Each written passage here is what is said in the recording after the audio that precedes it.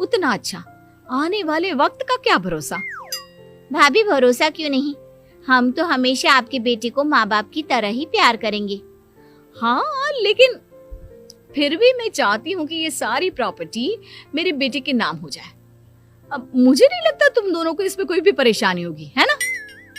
भाभी वैसे तो आप जो कह रही हैं वो बहुत जल्दबाजी है, लेकिन फिर भी अगर आपको ऐसा लगता है तो ठीक है, कल ही प्रॉपर्टी के पेपर बनवा लीजिए, मैं और माया उस पर साइन कर देंगे। इस तरह से अगले दिन प्रॉपर्टी के पेपर बनवाकर सारी प्रॉपर्टी दिलीप और कावेरी के बेटे के नाम पर करवा दी जाती है। कुछ दिनों के बाद, सुधांशु, सुबह सुबह ये कौन लोग आ गए हैं तुम्हारे घर पर? भैया वो ऊपर वाला कमरा खाली पड़ा था ना, सोच रहा था किराएदार रख देता हूँ। लेकिन किराएदार रखने से पहले आपने हमसे पूछा भी नहीं। भाभी इसमें आपसे पूछने वाली क्या बात थी, हमें एक ही कमरे की जरूरत थी, इसलिए सोचा दूसरा कमरा किराए पर दे देते हैं, कुछ इनकम हो जाएगी। अरे माया, ये सारी प्रॉपर्टी अब मेरे बेटे के नाम पर है और यहाँ पर जो कुछ भी होगा उसके लिए तुम्हें मेरी या दिलीप की परमिशन तो लेनी पड़ेगी ना। हाँ सुधांशु, तुम्हारी भाभी ठीक ही तो कह रही है। अब देखो, तुमने खुद अपने हाथों से ये प्रॉपर्टी हमारे बेटे के नाम की है, वह अभी बहुत छोटा है, तो इस घर से रिलेटेड सारे फैसले तुम्हें हमसे पूछ कर लेने चाहिए। भाभी हमें तो लगा था कि आप हम लोगों से बहुत प्यार करती हैं, लेकिन आप तो हमारे साथ भेदभाव करने लगी। अरे इसमें भेदभाव करने वाली क्या बात है? और मैंने कौन सा तुमसे कुछ गलत मांग लिया? अरे ले देकर मेरा बेटा इकलौता इस पूरे वंश का वारिस है, सब कुछ उसके नाम है। तुम्हें इस बात से जलन क्यों हो रही है? भाभी माया को जलन नहीं हो रही, वो तो बस ऐसे ही कह रही थी। सब जानती हूँ मैं, इसकी खुद की तो कोई औलाद पैदा नहीं हुई, बस इसीलिए जब देखो तब मेरे बेटे पर बुरी नजर डालती रहती है। देखो माया, कावेरी तुमसे बड़ी है, वो जैसा कहती है वैसा करो।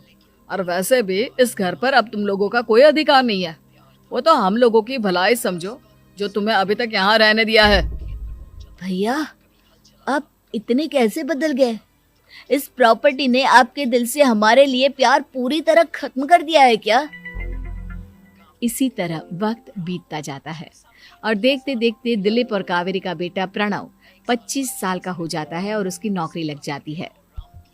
पापा आज मेरा अपॉइंटमेंट लेटर आ गया है, मैंने सिंगापुर में जॉब ज्वाइन कर ली है। लेकिन प्रणव, विदेश में नौकरी करने जाने से पहले तुम्हें कम से कम अपने मम्मी पापा से एक बार पूछना चाहिए था ना। इसमें पूछने वाली क्या बात है माँ, मैं सिंगापुर जाकर जॉब करना चाहता हूँ तो करना चाहता हूँ। देखो प्रणव, हमने तुम्हारे लिए इतनी सारी प्रॉपर्टी यहाँ पर रखी हुई है, उन सब का क्या होगा? यहाँ रहो, बिजनेस करो। सॉरी पापा, मैं यहाँ रहकर कोई बिजनेस नहीं करने वाला, और ये जितनी भी प्रॉपर्टी आपने मेरे लिए संभाल कर रखी है ना, ऐसे ही किसी को दान में दे दीजिए, क्योंकि मैं सिंगापुर से वापस इंडिया आकर कभी नहीं रहने वाला। दिमाग खराब हो गया है तेरा, जानता नहीं तेरी वजह से हमने तेरे चाचा चाची से लड़ाई करके पूरा घर तेरे नाम करवा दिया था। हाँ तो ऐसा करने से पहले आपको सोचना चाहिए था ना। और मम्मा, मैं तो वैसे भी उस वक्त 1 साल का था, मेरा इस मैटर से कोई लेना देना नहीं है। कैसी बात कर रहा है ये लड़का?